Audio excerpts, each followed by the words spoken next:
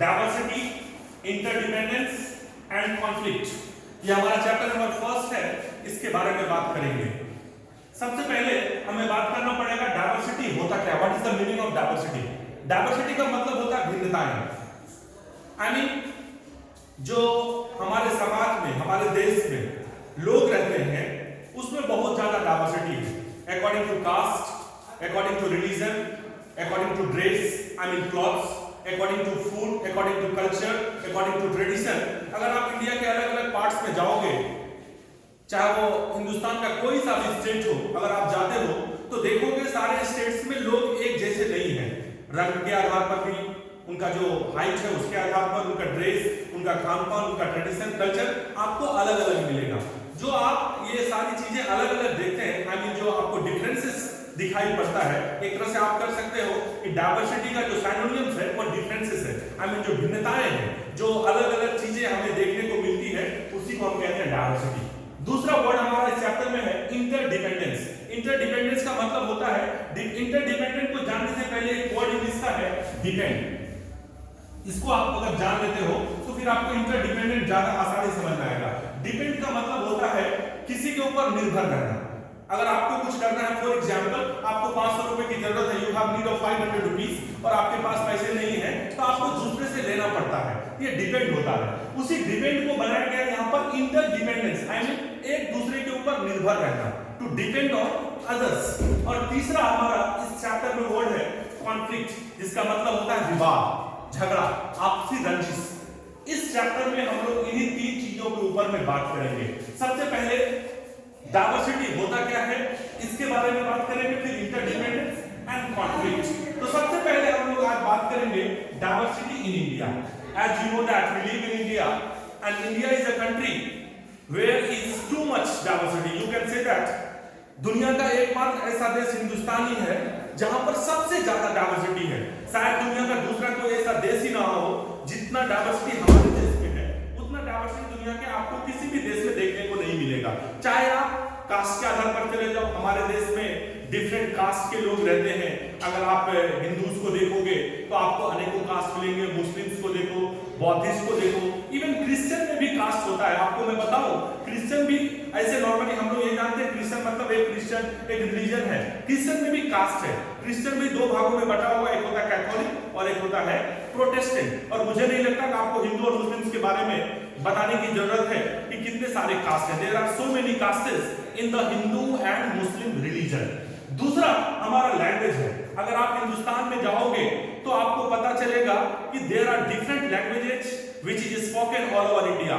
अगर आप हिंदुस्तान के अलग अलग स्टेट में जाते हैं, as you know that there are 28 states and 9 national territory. Students, इससे पहले आपको पता था हमारे देश में 29 स्टेट्स है, बट अभी आपको पता चल गया होगा कुछ दिन पहले, I mean in the month of अगस्त के महीने में 2019 में ही हमारे देश में बहुत बड़ा परिवर्तन आया। जो हमारा एक स्टेट था वो अब बन चुका है नेशनल टेरिटरी। आई मीन उनको दो भागों में डिवाइड कर दिया गया है। मैं बात कर रहा हूं जम्मू और कश्मीर की, और हम लोग इस चैप्टर में जम्मू कश्मीर के बारे में बात करने वाले हैं, इसलिए मैंने इसके ऊपर ज्यादा फोकस किया है। जम्मू और कश्मीर, इसको अब दो भागों में बांट दिया गया है। एक भाग जम्मू और कश्मीर है जिसको नेशनल टेरिटरी बना दिया गया, दूसरा फिर एक है लद्दाख। इसलिए एक स्टेट की संख्या कम हो गई है और दो जो है वो हमारा नेशनल टेरिटरी बढ़ गया। इसलिए मैं कह रहा हूं 28 स्टेट्स एंड 9 नेशनल टेरिटरीज। ये जो हमारे देश का भाग है, अगर आप जाओगे अलग अलग भागों में तो आपको देखने को मिलेगा वहां के लोग जो लैंग्वेज बोलते हैं, जो भाषा बोलते हैं, वो भी अलग अलग बोलते हैं। तो ओवरऑल हमारे देश के कॉन्स्टिट्यूशन के हिसाब से, according to constitution of India, there are 22 official language. हमारे देश में 22 जो है ऐसे लैंग्वेजेस है जो ऑफिशियली इंडियन कॉन्स्टिट्यूशन में मेंशन है। इसके अलावा मेनी ऐसे लैंग्वेजेस हैं जिनको हमारे देश में बोला जाता है लेकिन कॉन्स्टिट्यूशन इसको मेंशन नहीं किया गया है। मैं बात कर रहा हूं बोली की। एक होता भाषा और एक होता बोली। भाषा और बोली आपने हिंदी ग्रामर अगर पढ़ा होगा उसमें आपने भाषा और बोली के बारे में पढ़ा होगा। भाषा और बोली में फर्क होता है। बोली जो है यह एक तरह से भाषा का ही रूप है, लेकिन इसको आप लिख नहीं सकते हैं, इसका कोई ग्रामर नहीं होता है, इसका कोई लिटरेचर नहीं होता है। लेकिन बोली एक ऐसा माध्यम है जो हमारे गाँव में, हमारे जो रीजनल लैंग्वेज है उसमें बोली का इस्तेमाल बहुत ज्यादा किया जाता है। और ऐसा कहा जाता है कि थोड़े थोड़े दूर पर ही लोग जो है उनका बोली बदल जाता है। इसलिए मैं बात कर रहा हूं लैंग्वेज के बारे में। मैं आपको बताऊं, इन the different part of India you will see there the people of that place speak their different languages. हमारे देश में हिंदी, इंग्लिश, बांग्ला, तमिल, तेलुगु, कन्नड़, ऐसे न जाने कितने लैंग्वेजेस हैं जो हमारे देश में बोले जाते हैं। अब हम लोग बात करेंगे रिलीजन के बारे में। रिलीजन का मतलब धर्म होता है और हमारे देश में बहुत सारे धर्म हैं, लेकिन अगर मैं कुछ महत्वपूर्ण धर्मों के बारे में बात करूं उसमें से हिंदू हैं, मुस्लिम्स हैं, सिख हैं, क्रिश्चियंस हैं, इसके अलावा भी पारसी हैं। तो हमारे देश में अलग अलग धर्मों के लोग रहते हैं और दुनिया का एकमात्र ऐसा देश इंडिया है, हिंदुस्तान है, जहां पर आपको सभी धर्मों के लोग मिल जाएंगे। इस आधार पर भी आप कह सकते हो there is a lot of diversity according to religions. अब हम लोग बात करेंगे डांस के बारे में।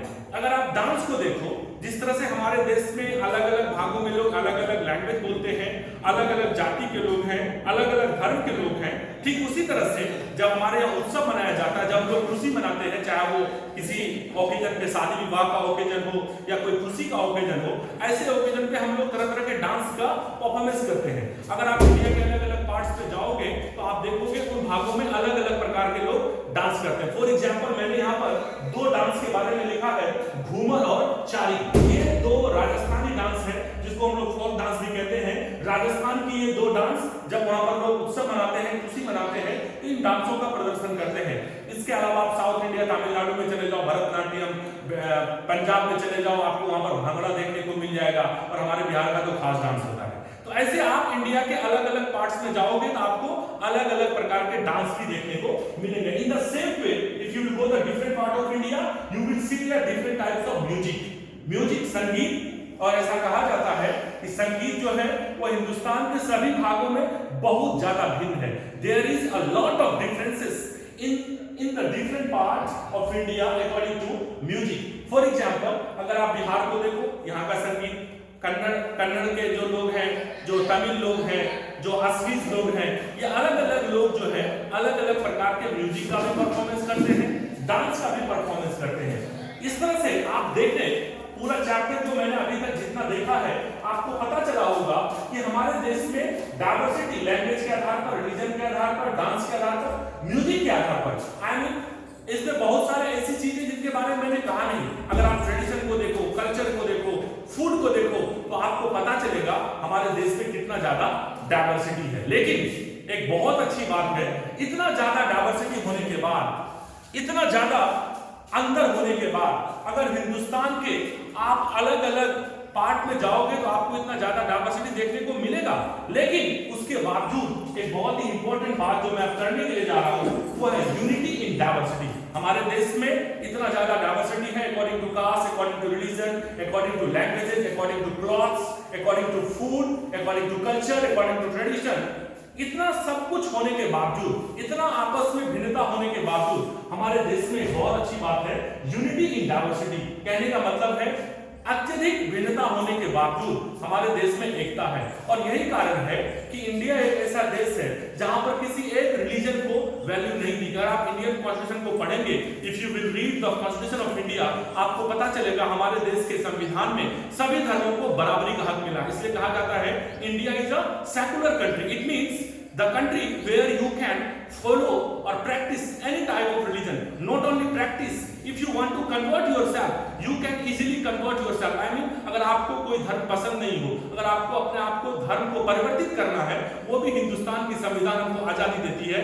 न केवल आपको धर्म को मानने की आजादी देती है, बल्कि धर्म को प्रचार प्रसार करने की भी आजादी देती है। ये बात मैंने सिर्फ धर्म के बारे में कहा, लेकिन इसके अलावा इन स्पाइट ऑफ दैट अगर आप देखोगे तो हिंदुस्तान में जितने सारे लोग हैं, चाहे वो किसी भी कास्ट का हो, किसी भी रिलीजन का हो, किसी भी लैंग्वेज को बोलने वाला हो, किसी भी कलर का हो, किसी भी एरिया का हो, इतना कुछ होने के बावजूद हमारा संविधान सबको इक्वल मानता है। और हमारा संविधान कहता है if a person who is citizen of India he lives in India he is equal. वो सभी के बराबर है, उसके पास उतना ही अधिकार है जितना एक हिंदू के पास है, उतना ही एक मुस्लिम्स के पास है, जितना एक मुस्लिम्स के पास है उतना ही एक क्रिश्चियन के पास है। और हमारा संविधान हमें बराबरी का अधिकार देता है। यही कारण है कि हमारा संविधान जब बनाया गया है, इसमें इन बातों का ख्याल रखते हुए सभी को बराबरी का दर्जा मिला है। और यूनिटी इन डाइवर्सिटी हमारे देश की सबसे बड़ी खूबसूरती है, सबसे बड़ी अच्छाई है। That is all about your chapter. अगर आपको हमारा वीडियो पसंद आया हो, नीचे बेल आइकन को दबाएं और चैनल को सब्सक्राइब करें। Thank you for watching.